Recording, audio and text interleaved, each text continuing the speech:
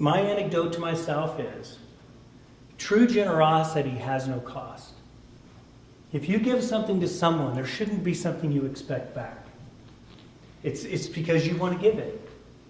And if you find, now that doesn't mean everything is a perfect thing. Certainly, we expect some things in response with a spouse and other things. And there's mutuality. I'm not naive. But in the true sense and the meaning of generosity, it wouldn't have such power if you had to pay for it. Right? So just do it because it makes you feel good about who you are as a caregiver. And if it doesn't, don't hate yourself for it. If you can only give because a level of care is so draining for you to care for your loved one, and it's not lack of love, and if it's only because you can care for them 4 hours a day, accept it, and then let's dig around for resources. Whether it be take an afternoon off or a family member. And sometimes I have people even place, because it's a more loving thing if they have the capacity to place a loved one. And there's no guilt in that. In fact, it could be the most loving thing you can do if you ask for assistance in what's considered placement. It's not right or wrong. I don't go in with judgment. It's about that individual.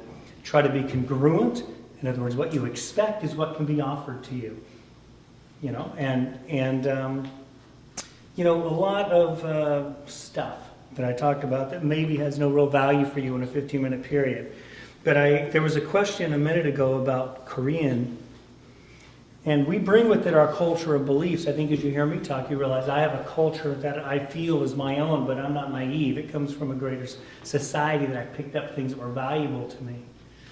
And in Korean culture, you have to ask, because most Korean South Koreans in general, obviously, have a very strong religious background, usually in Baptist churches. Not always, but you have to realize what is a normal course of someone that is an immigrant from South Korea. So there's a huge community within their church. So ask, do you have a church community? I ask if people are LDS. I ask if people are part of UC Church of Christ. And sometimes those are resources. And I also know that some people, and this is a factual statement of about 60 or 70,000 people sampled, 11% of those people that are dying, that individual, does not want to talk about it, doesn't want to know about it, and elects ignorance. And I cannot say that is wrong.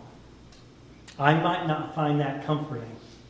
But I go in, if that person does not want to know, they don't have to know a thing. And as long as we all know about it, all our caregivers can accept it, and acceptance is awesome. True acceptance is awesome. And if you get there as a caregiver, then you are exceptional. But do not overestimate your capacity to give, and do not correlate your willingness to give with love. Your love might be exceptionally greater than mine, and you can only give it 4 hours in a day. Don't judge it based on these extrinsic models of what makes you valuable. If it's 4 hours and it's true love, it is true love for 4 hours, and you got to go hang out under a tree. No problem whatsoever.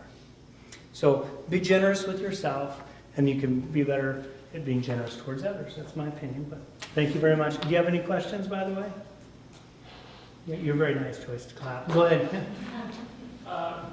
12 years ago, I was in hospice with my mother, and it was really interesting. It was difficult for my siblings, and the doctor at the time that we had told my brothers and sister to look at, because they were having trouble with physically how much my mother was changing. Right. And so he said, you should take some of the pictures you have of your mother, the happy time, the time you were with her, look at those photos and realize that's who she is, that's your mother, this is what's happening now. Right. But maybe look at those photos more often to give your mind some perspective on the fact that this is still the one you love. That's right. This is still your mother. She's just physically changing and therefore in pain and other things that are making her seem different to you. But, maybe go back and look at those photos. I always thought that was kind of interesting because, as you were talking, you have to deal with, what's in front of you every day as a doctor. Mm-hmm. And for most people, it's that 1 or 2 times in life that they're dealing with it. So that you try and look for other coping mechanisms to help you understand the daily change. And that's good. And there are practices we do in the hospitals. Some hospitals have them in terms of social work policies. And then we do it with our bereavement programs at the VNA. And that's really called legacy programs, where you go in and you determine what is the legacy of that person. To define somebody broadly, not by a single event or action, is difficult anyway. But it's really that's a great advice to do. And And depending on the disease, I try to help people with that, because sometimes patients don't say what they really mean or know to the person they love. They're just random off thoughts that aren't necessarily filtered and accurate. So that's a great thing to do with those, with the legacy.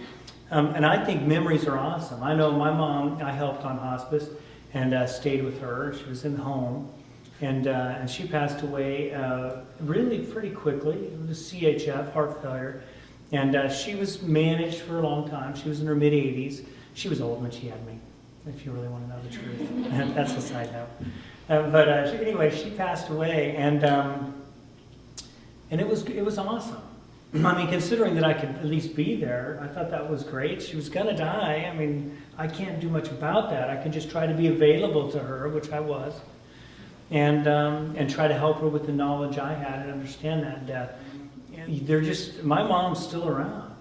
I mean, her influences on me are still there. You know, my memories of her are still there and clear.